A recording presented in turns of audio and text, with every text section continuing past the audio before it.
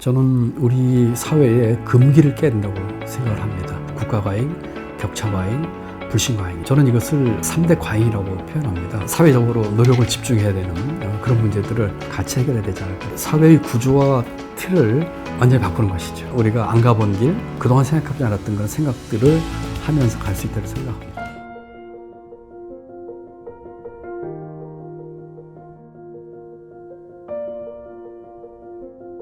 한국 경제가 그동안 놀라운 발전을 해왔고요. 우리 국민의 그 잠재력 또 열심히 한 노력 덕분에 정말 유례없는 발전을 해왔습니다. 국제사회에서도 놀랍고하고 또 인정받는 성장을 해왔습니다. 그런데 이제 그와 같은 우리 한국 사회의 그 발전과 어떤 성숙이 어느 정도 이제 한계에 부딪히는 단계까지 와 있지 않는가 생각을 합니다. 두 가지를 볼 수 있을 것 같습니다. 하나는 우리 내부의 구조적인 문제고, 두 번째는 이제 외부 환경과의 관계에 있어 우리의 대처라고 생각을 합니다. 우선 우리 내부적으로는 구조적으로 지금 그동안에 쭉 우리가 개발년을 겪으면서 추격하는 경제 이렇게 쭉 하면서 보니까 여러 가지 문제가 나타나는데, 우선 국가 과잉이고요. 국가의 개입과 관주도주의가 주도했던 그 개발연대 우리 경제 운영 방식이 그대로 남아있는 문제가 있고요. 그러다 보니까 이제 격차 과잉이 벌어져서 양극화가 심해지고 소득 불균형이 심해지는 그런 문제가 생겼고, 세 번째는 이제 그런 상황에서 우리 국민들 사이에서 이제 그 불신 또 사회적 갈등이 심화됐죠. 저는 이것을 3대 과잉이라고 표현합니다. 국가 과잉, 격차 과잉, 불신 과잉이죠. 그런데 이제 거기에 더해가지고 나라가 이렇게 쪼개지는 모습을 보이는 어떤 이념 대립 또는 여러 가지 그 세대 간, 지역 간, 또 심지어는 성별 간을 포함해서, 그렇지만 가장 크게는 어떤 이념적 대립 같은 걸로 인해서 쪼개지는 이런 문제가 이제 제가 생각하는 구조적인 우리의 문제라고 생각을 하고 있고요. 이제 바깥 환경과의 관계에 있어서는 지금 바깥 세상이 지금 아주 급변하고 있습니다. 이번에 우리가 이제 코로나 팬데믹도 있었고, 디지털 혁명의 4차 혁명 이런 것도 있지만, 지구 온난화 문제도 이제 우리의 일상으로 다가오고 있거든요. 또 국제 정치와 국제 경제 질서가 지금 변하고 있습니다. 국제 경제 질서만 하더라도 지난 50년 동안 지탱해왔던 국제 경제 질서가 변화하고 있는 상황 속에서 과연 우리는 얼만큼 잘 대처하고 있느냐에 있어서 그렇게 그 좋은 점수를 받기는 쉽지 않을 것 같습니다. 그래서 이런 대내적인 구조적인 문제, 또 아주 급변하는 대외적인 자연 환경뿐만 아니라 이 국제 경제 질서의 변화, 기술 발달, 디지털 혁명 이런 데서 대처, 바깥쪽 이 두 개가 같이 겹친 복합적인 상황에서 우리가 그 대처를 정말 진지하게 어떻게 해야 될지 생각해 볼 때가 아닌가 생각을 하고요.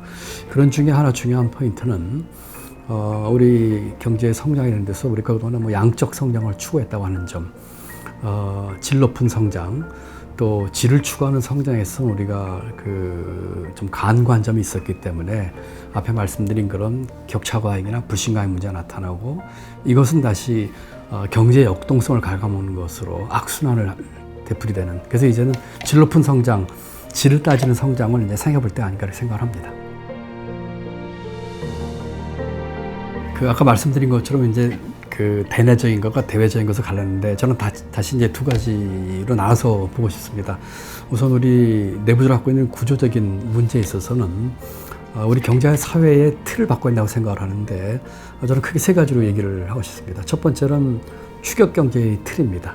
과거에는 대한민국의 미래는 선진국의 과거였었거든요. 그 틀을 깨서 이제는 남을 따라가는 추격 경제가 아니라 이제는 우리 길을 우리가 안 가본 길을 가보는 그 시도를 한다고 생각을 하고요. 두 번째는 세습 경제의 틀입니다.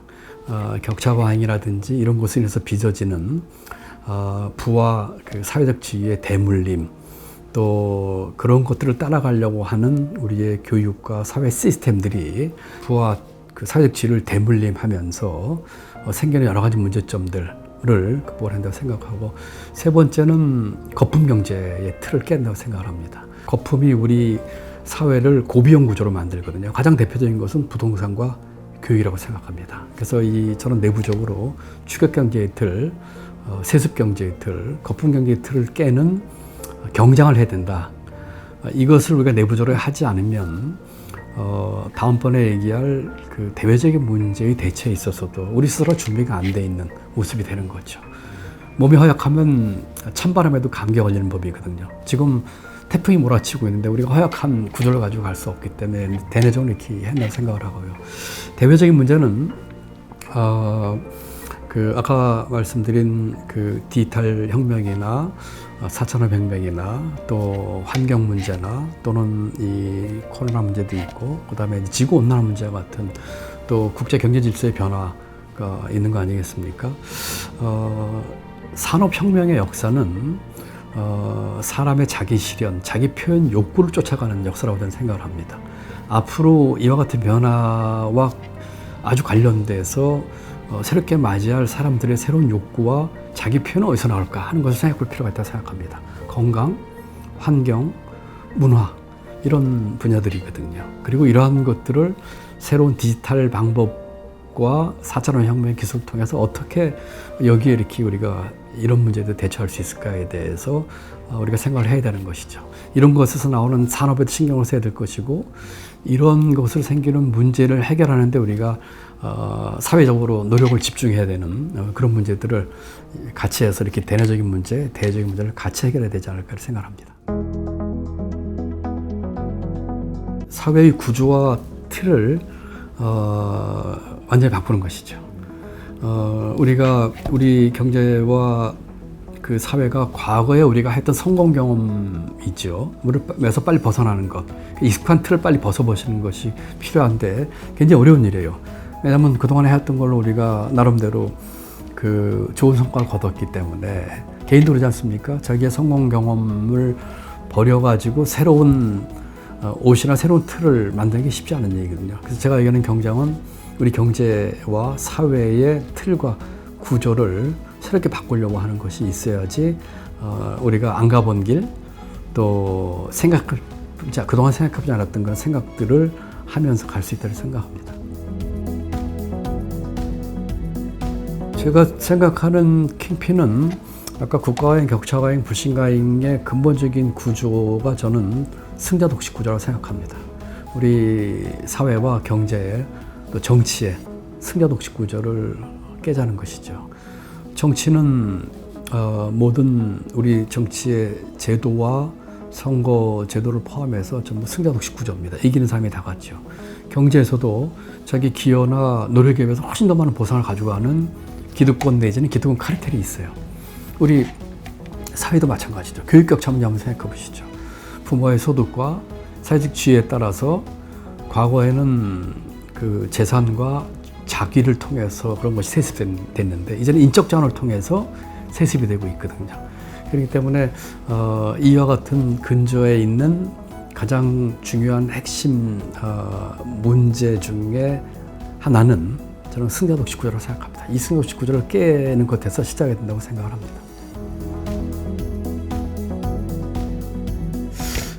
아까 제가 경장이란 말을 했습니다. 이것은 우리 경제사회 구조의 틀을 전체로 바꾸자 이런 틀인데, 예를 들면 아까 제가 추격경제, 세습경제, 거품경제의 틀을 바꾸자 이런 얘기를 했거든요. 저는 우리 사회에 금기를 깨야 된다고 생각을 합니다. 여기서 금기라고 하는 것은 우리가 고쳐야 된다고 미처 생각을 못 하거나 고쳐야 된다고 생각하면서도 고칠 엄두를 못 내는 그런 금기들을 깨야 된다고 생각합니다. 예를 들어서 추격경제의 금기 깨기에 있어서는 예를 들어서 벤처붐은 일어났다 없어지는 것이야. 그렇지 않습니다. 우리에게 지금 1차 벤처붐이 있다 없어졌고 지금 2차 벤처붐이 일어나고 있는데 3차 벤처붐 이런 말이 안 나오게 해야 돼요. 2차 벤처의 붐이 쭉 가 있는 뜻이죠. 그다음에 지금 산업 간 경계가 없어지고 있는 빅블러 시대거든요. 그런 시대에 자연스럽게 플랫폼 경제를 활용한 대기업들도 많이 나와야 되거든요. 대기업은 늘어나면 안 되고 규제한다고 하는 그런 금기도 깨야 되는 것이거든요. 지난 20년 동안 규제 개혁을 위해서 모든 정부가 노력을 했는데 안 됐어요. 규제 개혁은 안 되는 것이 이런 금기를 깨야 되는 것이죠. 세습 경제 같은 경우에 보면은 예컨대 우리가 깨야 될 금이 이런 거죠. 공무원이 되면 성공이야. 공무원과 안정직장은 성공하는 거, 이런 금기 깨야 됩니다. 그 다음에 뭉쳐야 산다. 기득권 가진 사람 또는 들이 카르텔 구성을 해가지고 전관예우하고 관피하니 공피하니 이게 우리가 뭉쳐야 산다고 하는 그 금기거든요. 이런 걸 깬다고 생각을 합니다. 거품경제 같은 경우는 우리 교육을 바꾸는 거는 교육 제도 부분을 바꿀 수 있다. 교육 제도를 바꾸는 게 아니라고 생각을 해요. 훨씬 더보다 큰 구조적인 변화를 할 수 있는 방법들을 찾아야 될 거고요. 부동산 같은 경우도 지금 왜 이렇게 문제가 됐는지를 볼 것 같으면 지방 수도권 올린 구조거든요. 지방에서는 교육도 취업도 할 수 없어. 이런 금기 깨야 되는 것이죠.